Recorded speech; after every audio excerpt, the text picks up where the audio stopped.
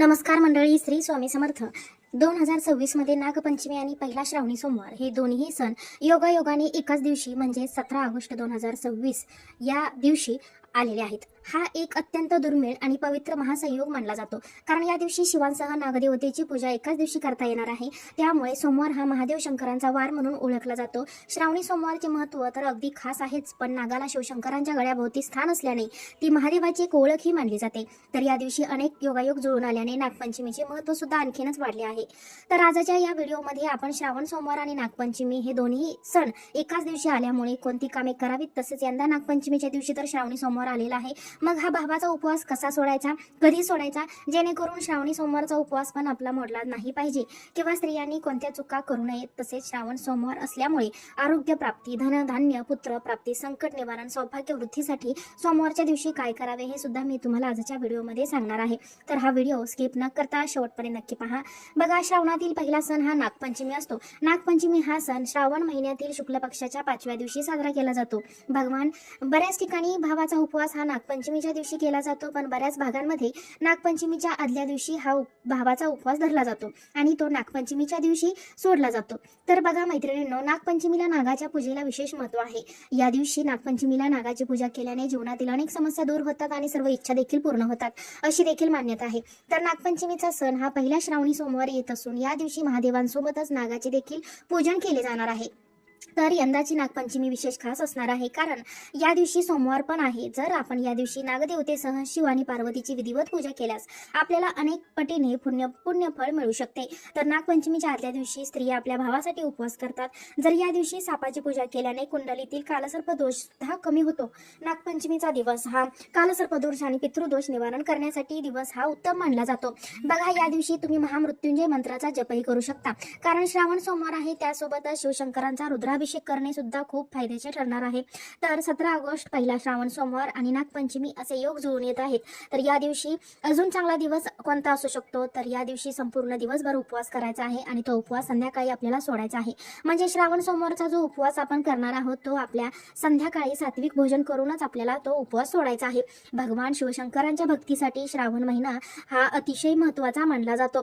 त्यामुळे आपल्याला शक्य होईल तेवढी नक्कीच भगवान शिवशंकरांची आणि नागदेवतेची या दिवशी सेवा करायला हवी. तर या दिवशी घरातील स्त्रियांनी सकाळी लवकर उठावे, नित्यकर्मे आटोपून घ्यावीत आणि घराची साफसफाई करावी. शिवलिंगावरती सुद्धा दुधाचा पाण्याचा अभिषेक करून शिवलिंगाची विधिवत पूजा करावी. शिवलिंगावरती एक तरी बेलपत्र व्हायला विसरायचं नाही. बघा, शिवाला पांढरा रंग अतिशय प्रिय आहे, त्यामुळे शक्यतो तुम्ही शिवलिंगावरती पांढऱ्या रंगाची फुले या दिवशी आवर्जून अर्पण करायचे आहेत. स्वतः तुम्ही पांढऱ्या रंगाचे वस्त्र परिधान करायला विसरू नका. त्याचबरोबर शिवपिंडीची पूजा झाल्यानंतर तुम्हाला शिवलिंगावर या दिवशी तांदळाची शिवामूठ अर्पण करायचे आहे. उजव्या हातामध्ये तांदूळ घेऊन ते थोडेसे ओले करून मगच आपल्याला तुम्ही शिवलिंगावरती शिवामूठ व्हायचे आहे. तर शिवलिंगावरती शिवामूठ अशी अर्पण करावी. याचा डिटेलमध्ये व्हिडिओ मी देखील बनवला आहे, तो आपण चॅनलवरती अपलोड केलेला आहे, तुम्ही नक्की जाऊन तो पहा. तर यंदा श्रावण महिन्यामध्ये एकूण 4 सोमवार आलेले आहेत. श्रावणातल्या पहिल्या सोमवारी तुम्ही 16 सोमवार व्रताची सुद्धा सुरुवात करू शकता. श्रावणातली काही व्रते स्वतःसाठी देखील तर काही कुटुंबाशी देखील निगडीत असतात, पण आपण श्रावणातल्या सोमवारचा उपवास मात्र आवर्जून करावा का, तर कारण तो आरोग्य प्राप्ती, धनधान्य, पुत्र प्राप्ती, संकट निवारण, सौभाग्य वृद्धीसाठी सोमवारचा उपवास अतिशय शुभ मानला जातो. त्यामुळे शक्य असेल तरच तुम्ही या श्रावणातला सोमवारचे उपवास मात्र जरूर करा. तर या दिवशी नागपंचमीचा उपवास देखील आहे, नागपंचमी सुद्धा आहे, त्यामुळे आपल्याला या दिवशी नागदेवतेची सुद्धा पूजा करायची आहे. नागाला दूध वाहून नागदेवतेची अगदी विधिवत पूजा करायची आहे. नागपंचमीची देखील पूजा करायची आहे. याचा सुद्धा व्हिडिओ आपल्या चॅनलवरती आहे, तुम्ही जाऊन पाहू शकता. जर तुमच्या इथे कुठे आसपास वारुळ असेल तर तुम्ही त्या वारुळाची जाऊन पूजा करायची आहे. नसेल तर मग तुम्ही घरामध्ये तांदळाच्या साह्याने किंवा रांगोळीच्या साह्याने किंवा शेणाच्या साह्याने नागाची मूर्ती बनवून रांगोळीने चित्र काढून किंवा कागदावरती चित्र काढून तुम्ही नागपंचमीची पूजा करू शकता. बघा, असेही म्हणले जाते की नागपंचमीच्या दिवशी नागाची पूजा करणाऱ्या व्यक्तीला साप चावण्याची भीती नसते. या दिवशी सापांना दुधाने अंघोळ आणि पूजा करून त्यांना दूध पाजल्यास अक्षय पुण्य प्राप्त होते, अशी देखील मान्यता आहे. कालिया नागाचा पराभव करून यमुना नदीच्या पात्रातून भगवान श्रीकृष्ण सुरक्षित वर आले, तेव्हापासून नागपंचमीची प्रथा सुरू झाली. तसेच या दिवशी शेतकरी शेत नांगरत नाहीत, शेतात देखील पीक संरक्षणात सापाला शेतकऱ्याचा मित्र म्हणतात. शेतातील उंदराचा नायनाट करून साप शेतकऱ्याच्या पिकाचे रक्षण करत असतो. त्यामुळे नागपंचमीला शेतकरी हे शेतामध्ये नागाची पूजा करतो. या दिवशी नववधू माहेरी येतात, झिम्मा फुगड्या खेळतात, झाडाला झोके खेळतात. सर्व या गोष्टी करून स्त्रिया हसणं आनंदाने हा सण आनंदाने साजरा करतात. तर नागपंचमीच्या दिवशी ज्या काही आपल्या दैनंदिन गोष्टी आहेत तर त्या सुद्धा आवर्जून केल्या जात नाहीत.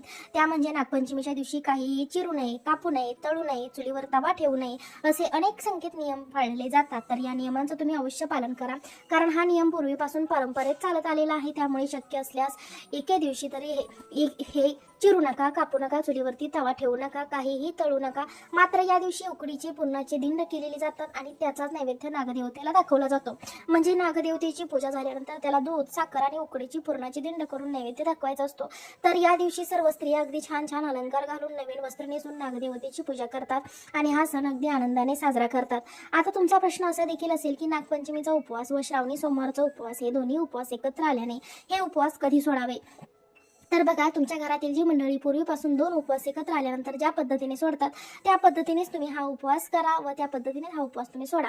पण नियमानुसार सांगायचे झाले तर श्रावणी सोमवारची जी काही पूजा असते ती करून घ्यायची आणि नागपंचमीच्या दिवशी ज्यांना भावाचा उपवास आहे त्यांनी नागाची पूजा करून घ्यायची. त्यानंतर तुमच्याकडे नागपंचमीचा दुपारी उपवास सोडण्याची पद्धत असेल तर तुम्ही दुपारी उपवास सोडायचा नाही, कारण आपला पहिलाच हा श्रावणी सोमवारचा उपवास आहे आणि तो आपण संध्याकाळी सोडतो. त्यामुळे तुम्ही संध्याकाळीच उपवास नेहमीप्रमाणे सोडायचा आहे, कारण नागपंचमीचा उपवास हा नागदेवतेची पूजा झाली की काही ठिकाणी लगेच सोडला जातो.